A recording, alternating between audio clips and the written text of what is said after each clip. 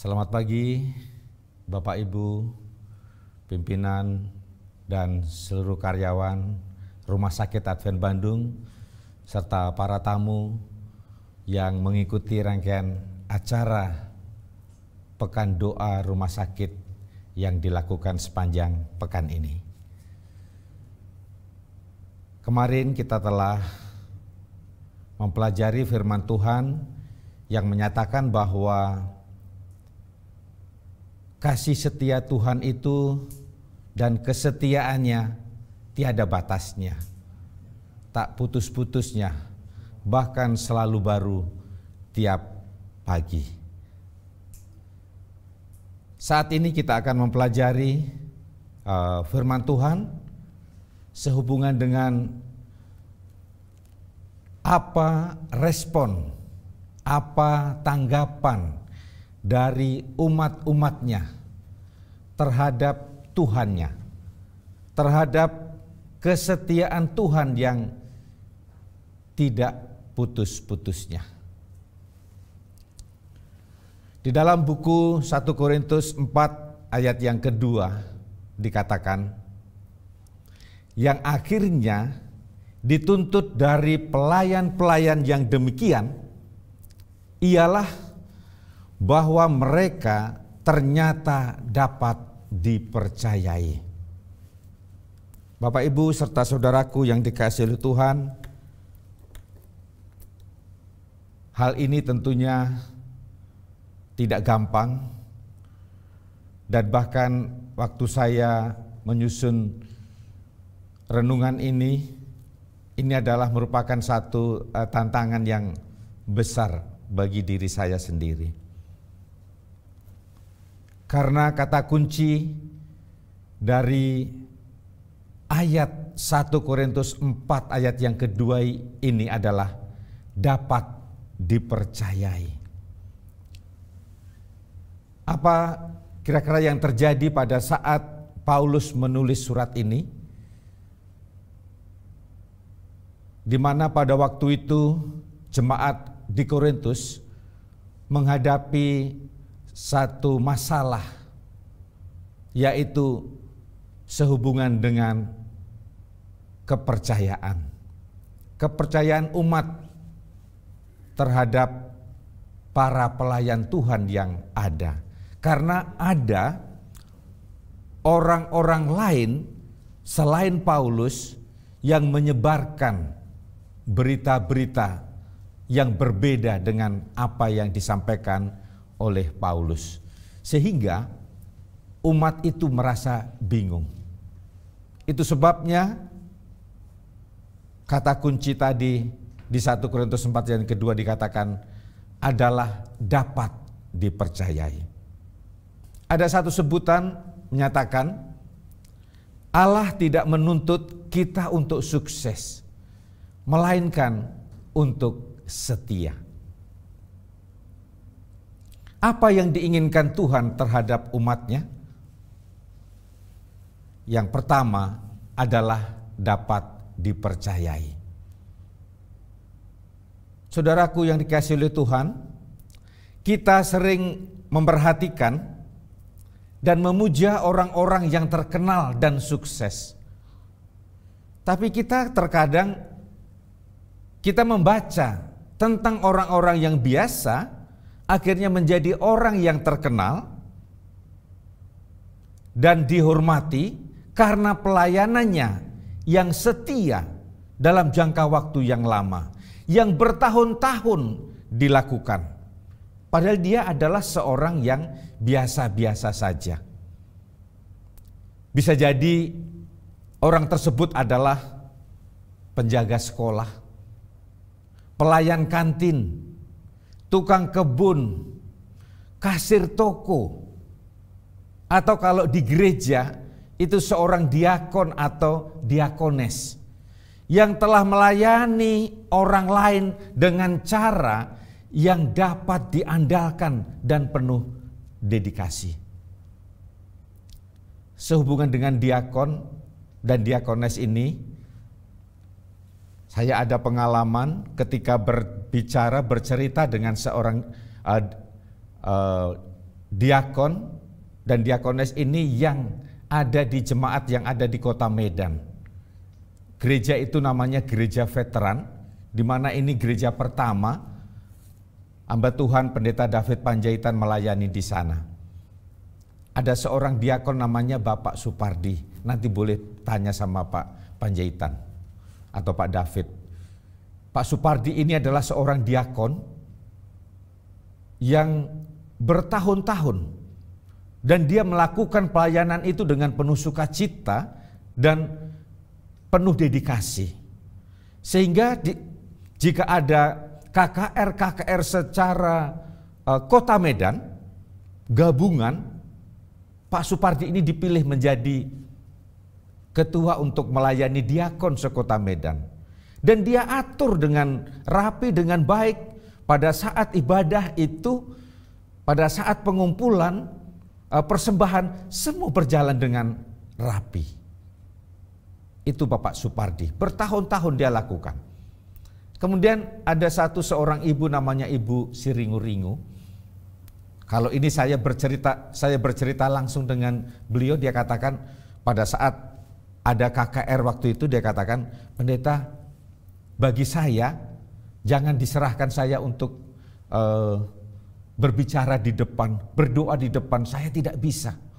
Serahkan kepada saya cucian piring, maksudnya piring yang sekian banyak, serahkan pada saya, itu akan saya lakukan dengan baik.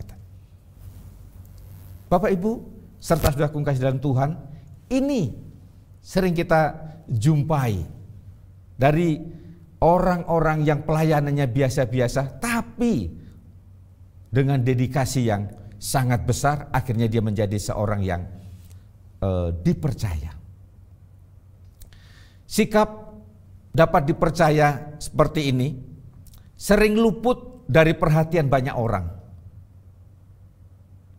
Tapi ini bisa merupakan satu gambaran yang sangat besar atau luar biasa mengenai bagaimana seharusnya kita hidup. Meskipun kesetiaan bukan sesuatu yang mudah terlihat, tapi makin lama kesetiaan itu semakin kelihatan.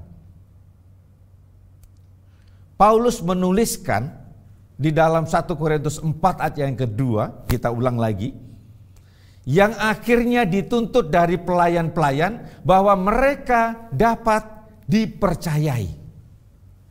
Apa yang dimaksud dengan kata dapat dipercayai di sini? Dalam teks asli yang dipakai, kata yang dipakai dengan diterjemahkan kata dipercayai itu diambil dari kata pistos yang berarti setia. Setia bukan sekedar merujuk pada lamanya seseorang bekerja, setia lebih mengarah pada ketaatan pelayan terhadap instruksi yang diberikan oleh tuannya. Ketika Paulus menekankan nilai kesetiaan dalam konteks tugas para pemimpin rohani di Korintus pada waktu itu, dia sebenarnya sedang menyinggung konsep jemaat Korintus yang salah. Bagi mereka, seorang pemberita Injil dinilai dari kefasihan bicara maupun kepandaian yang mereka miliki. Bagi Paulus, keberhasilan pemberitaan Injil dinilai dari kesetiaan terhadap Injil itu sendiri. Pada waktu itu, sebagian jemaat yang mencoba menggantikan Injil dengan hikmat dunia tentu saja tidak bisa disebut sebagai seorang pelayan yang dapat dipercaya. Bapak Ibu serta saudaraku yang dikasihi oleh Tuhan, apa ganjaran atau hadiah dari kesetiaan? Jika kita hidup dengan penuh kesetiaan pada Kristus, Allah telah berjanji untuk memberikan ganjaran kepada kita pada waktu yang telah ditentukan. Apa ganjarannya? Di ayat yang kelima disebutkan, Dia akan menerangi juga apa yang tersembunyi dalam kegelapan, dan Ia akan memperlihatkan apa yang direncanakan dalam hati maka tiap-tiap orang akan menerima pujian dari Allah. Bapak, Ibu, serta saudaraku yang dikasihi oleh Tuhan, pujian yang dilontarkan oleh seseorang saja kita bisa merasa senang. Apalagi pujian itu dilontarkan, disampaikan oleh Tuhan sendiri. Ada seorang pelayan Tuhan bernama David McCaslin menyebutkan, ketika kita merindukan keberhasilan, Allah berkata, "Aku akan memberimu ganjaran." Ketika kita haus akan pengakuan, Allah berkata, "Aku mengakuimu." Ketika kita siap menyerah, Allah berkata, "Aku akan menolongmu." Jadi entah pelayanan kita diketahui banyak orang atau tidak, kita memiliki tanggung jawab yang sama, yaitu setia. Berapa harga kepercayaan? Harga kepercayaan itu mahal. Ada satu pengalaman yang saya alami di rumah sakit ini. Saya tidak udah sebutkan namanya, tapi ini adalah teman saya. Satu kali teman ini dengan senang hati dia katakan kepada saya, "Pastor, datang ke kantor, ada es krim," katanya. Saya dengan penuh sukacita untuk mau makan es krim. Dan tentunya es krim ini bukan es krim yang biasa. Terus karena teman ini dengan bangga dia mengundang saya supaya menikmati es krim yang ada. Akhirnya saya datang dan teman ini tidak ikut dengan saya ke kantornya, tapi dia karena kami bertemu di perjalanan. Kemudian pada waktu saya sampai di kantornya,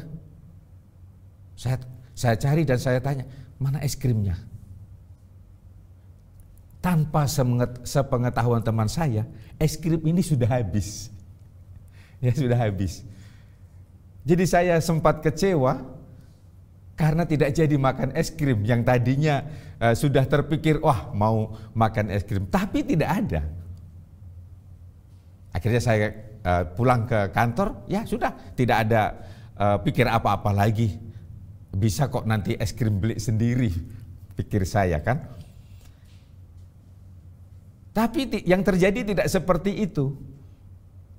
Satu kali, ini masih berlanjut, satu kali saya ke kantin, saya mau beli makan. Saya beli makan dan saya sudah pesan makanan itu dan saya akan bayar. Setelah saya mau bayar, ibu petugas di kantin kita, ya di Ika Warsa itu, dia katakan, "Pendeta nggak usah bayar," katanya. "Loh, kenapa? Kan saya sudah ambil makanan." "Enggak, sudah dibayar pendeta oleh seorang itu, nggak usah saya sebut namanya. Sudah dibayar pendeta." Bapak Ibu serta saudaraku yang kasih dalam Tuhan, Bapak Ibu tahu bahwa harganya lebih mahal dari harga es krim yang seharusnya saya makan. Kenapa? Karena teman saya ini, dia ingin menebus kesalahannya supaya saya tetap percaya kepada dia. Jadi harga kepercayaan itu adalah mahal. Itu sebabnya sebutan tadi mengatakan Allah tidak menuntut kita untuk sukses, melainkan untuk setia, untuk dapat dipercayai. Apa berikutnya yang diinginkan Tuhan terhadap umatnya?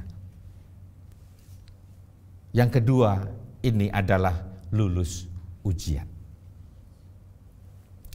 Ujian adalah cara untuk mengetahui kesetiaan seseorang. Dalam buku Daniel 3 ayat 18 dikatakan, "Hendaklah tuanku mengetahui, ya raja, bahwa kami tidak akan memuja dewa tuanku dan tidak akan menyembah patung emas yang tuanku dirikan itu." Kita sudah tahu kisah tentang Daniel dan teman-temannya ini. Kita sering dengar dan sering baca akan hal itu. Tapi kita ulang lagi pagi ini, karena ada hubungannya dengan pembahasan yang kita renungkan di pagi hari ini. Ketiga sahabat Daniel menghadapi ujian dalam bentuk yang berbeda. Tetapi mereka juga tak tergoyahkan.